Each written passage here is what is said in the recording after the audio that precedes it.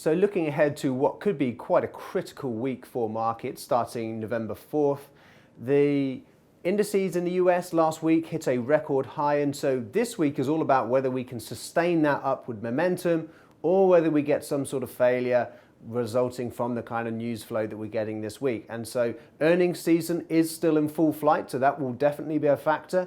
We're also looking forward to interest rate decisions from the UK and Australia. Now, as far as a general markets backdrop, equities, as I said, in the US have been pushing into record high territory. That's in the S&P 500 and the S&P 500 and the Nasdaq 100. The Dow Jones has fallen just shy. We saw a bit of a pullback at the end of last week, but still very much a positive environment for equities. The US dollar has been pulling back after that Federal Reserve decision to cut interest rates.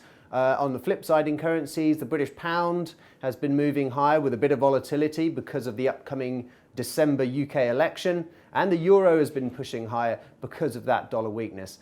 The gold price has been pulling back, and oil prices interestingly diverging from equities, whereas equities in the US pushing into record highs over some optimism about the trade war. Oil prices, which should also benefit from the trade war, they've been dropping, so some divergence is interesting there. One of those two has to flip back and catch up with the other. Now let's switch gears to the economic calendar for this week. PMI data will be a highlight throughout the week, starting off in Europe, where manufacturing is well into contraction, so we're just hoping and praying for some improvement in manufacturing data, and that could give the current euro strength an extra boost. The RBA set to set interest rates on Tuesday. Most economists are expecting no change now. We'll talk about this a little bit in just a moment. And New Zealand and Canada release labour market data, and the Bank of England will set rates as well as release its quarterly inflation report, which again we'll build on in just a moment. So obviously there are all number of shares being released throughout earnings season, but we wanted to focus on Uber. It's a big US technology company, obviously only just recently IPO'd, and could be one of those future major growth stocks in the technology sector. Ride sharing, obviously a fast growing and potentially world-changing business model. The only trouble being that actually the shares of Uber have been coming down since the IPO. One of the concerns in the last quarterly release of results was that losses are really mounting. Now the reason things have turned around a little bit recently is that actually we've had some results from Lyft, which is Uber's probably main global rival, particularly in the US. And actually Lyft have announced that they are going to be aiming to be profitable. And this was not in the quarterly results, this was just a comment from the CEO that they will aim to be profitable in the third quarter of 2021. So not too far away in terms of profitability for Lyft, and actually they saw revenues increase faster than expected. So good news for the ride-sharing business overall. What we want to see now is whether Uber is riding that same wave or whether Lyft are actually eating into some of Uber's market share. Some of the concerns about Uber specifically is that they are losing out to some of the regional rivals, Lyft being one in America, but obviously the likes of Bolt in some of the Southeast Asian countries, not quite providing the kind of growth. In Southeast Asia, China and Latin America also, Uber not quite getting that growth that investors had once been pegging in. So these results will be critical for Uber, but it looks like based on the performance of Lyft that actually they could be set for, if not a decent earning results this time, but at least a little bit of a rebound from this decline that we've seen recently.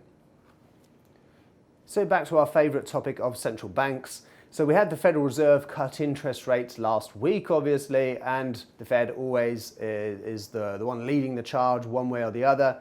In this cycle, actually the other central banks never really followed suit with the Fed, and now the Fed is actually catching back down to the others. This time around we've got the Bank of England. Again, it's the same thing we've been saying for many, many months now, is that the Brexit uncertainty pretty much keeping them on the fence. What will be interesting is that we do have the quarterly inflation report alongside this interest rate decision, which we expect to be unchanged. The inflation report will give us a little bit of an idea which way the wind is blowing in terms of a rate hike or a rate cut if we do get Brexit done, as Boris Johnson keeps saying. If there is some sort of orderly Brexit deal, how does the Bank of England react afterwards? I tend to think that actually it seems unlikely when all the other central banks are cutting interest rates, introducing quantitative easing, that the Bank of England would go completely against that flow and raise interest rates, even if inflation in the UK did start to pick up a bit, which in theory it shouldn't, because at the moment sterling is rising and that's actually depressing inflation in the UK. So we're expecting inflation expectations to lower, and that will probably change again if we get a rebound in sterling. And again, with the backdrop of other central banks, we don't see the Bank of England really trying to demonstrate any kind of hawkish bias here. And that's actually a bit of a negative for the pound. But given that it's relative to these other currencies, which are also dovish, we still think the pound has some room to move higher. But it's all about Brexit rather than the central bank. As far as the RBA, they've cut interest rates 3 times this year, the same as the Federal Reserve. And probably now, I think the consensus amongst economists is that interest rates will stay at this record low of 0.75% in Australia, and give the central bank a little bit of time to wait and see how these current effects are playing out before they then decide to probably cut interest rates again sometime later, maybe in the new year. Now, I did want to touch on those record highs that we saw in the S&P 500 and the Nasdaq 100 last week. As we mentioned, the Dow just shy. And in the week ahead, in the weekly webinar on Monday, I will have a look at the technical picture here. You can see there is some possibility for topping patterns in all of these, but obviously it's a potential top, but it's also a potential breakout into a new uptrend. So this is a critical time. The positive factors out there obviously is that the trade war rhetoric has died down a bit, although we have had the cancelled summit in Chile, which is where the US and China were perhaps going to sign off on a phase 1 deal. So that's a slight disappointment in the short term, which could weigh on indices. But overall, the trade war is dying down a little bit. We haven't seen the introduction of new tariffs for a while. That's a positive. Earnings season has obviously been pretty good. We haven't had all the companies release shares. We're at about 60% of the S&P 500 have released results so far. It does look like it's probably going to be an earnings decline for the S&P 500, but nonetheless, earnings holding up despite this backdrop of a trade war, and I think that's giving investors some solace.